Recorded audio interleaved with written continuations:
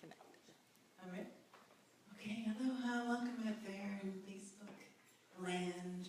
I'm Heather and this is Donny, and we're here with a beautiful group tonight in Maui for our new moon ceremony, Sacred Sound and Cacao ceremony. And thank you so much for joining us. And as you join us, maybe give a shout out as to where you are on the planet, so we can know where everyone has beamed in from. And if you haven't, Alma is kind of our Facebook guru goddess tonight. Thank you. So she's helping with that. If there's any technical issues or sound or whatever, let us know. We'll try to turn it up and take care of that. It's always a problem. Oh, it's a problem. So, here we are, the new moon solar eclipse. It's the second eclipse of the month. And so we've been in this eclipse cauldron. Anyone feel like you've been boiling some things in the cauldron lately? That things have been up for transformation, maybe for examination? That maybe said, okay, well, I've been stirring this pot for some time. Maybe we should add some spices to it or different flavorings or, I don't know, whatever to make it juicier. So this is, a time of great transformation. And whenever you have two eclipses, especially when the first one is on the full moon, so that's called a lunar eclipse. So what happens on the full moon is the moon goes it becomes darkened, basically. So it loses light for a minute and then it comes back. It takes a few hours, and sometimes it's a full eclipse or just a partial eclipse. But the full moon time is a time of ripening. Things are totally coming into fruition. And then from there, we start the letting go process. So it's been, we had a full moon in Leo, which was about looking at our own light, how we shine and share our gifts. In those ways, are we really in alignment with that? Are we really stepping into what we're being called to share? Are we doing it out of the kind of wounding of the Leo side? Can be doing it out of ego for, amassing the limelight for yourself for whatever reason? Or are we doing it to be of service? The moon in Leo and the sun in Aquarius. Aquarius is about humanity, caring about our brothers and sisters. So we were asked to look at that. And where, if we're not being overly boisterous, maybe we're being overly timid and shy. There's two sides to that coin that can kind of be out of balance. So are we feeling, have we been feeling like we're afraid to step into our power and let our light shine? Or have we been having some sort of, a lot of people, we can achieve great, it's the night of the Oscars, we can achieve great success and limelight, but that doesn't always mean it's going to bring you a sense of peace and joy. But we want to use our gifts in a way that does bring us that sense of fulfillment, right? So now we've been kind of stewing with that, and we come to the new moon in Pisces. And Pisces is the 12th, the last sign of the zodiac. They call it the dustpan. It kind of sweeps everything up. And there's a very creative energy, and it's symbolized by the two fish.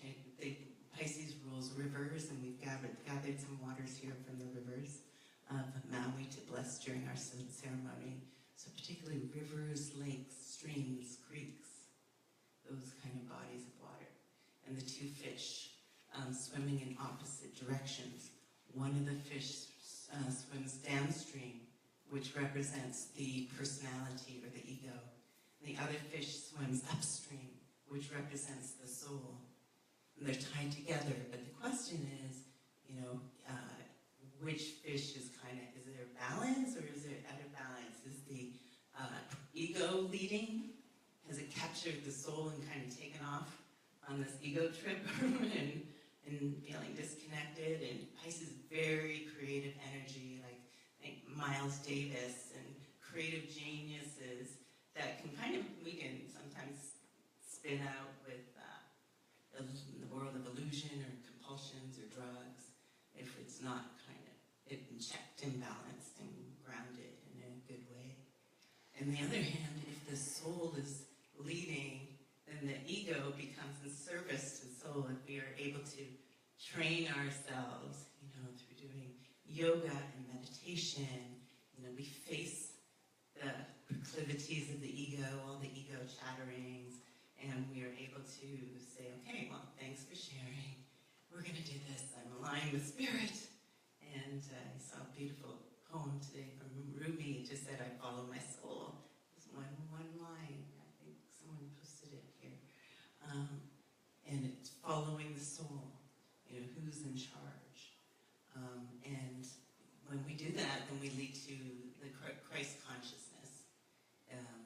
Also the fish, Christ was associated with the fish, the symbol of the fish. So it is this house, that ability to discipline ourselves and focus so we can really achieve our highest, greatest, that Christ consciousness. Otherwise, the opposite, the other side of that is like we're either in that kind of very high ascended place, or you can find yourself incarcerated, or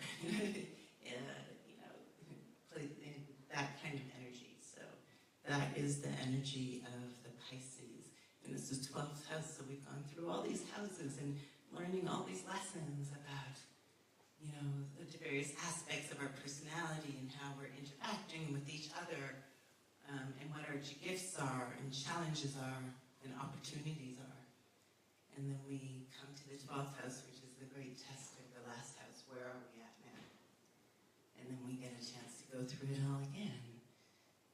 Being like starting next month.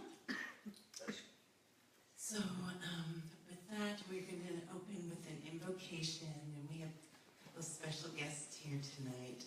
One is Marsh, Engle. She's a dear friend, mentor, sister. We love Marsh. She has an organization called One Women Called, and she does a lot of empowerment work with women. And she's going to share, there's these sacred agreements.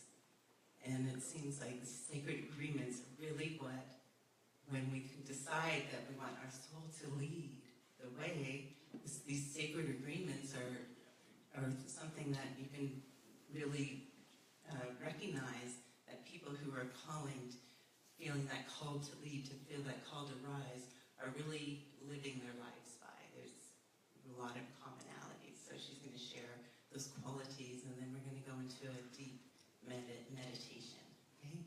And journey and dream, and then when we come back, we have Dehm here, who's a channel, and she will see what she has to share from a lot of the angels, the Ascended Masters, like to join us in ceremony and give us some guidance.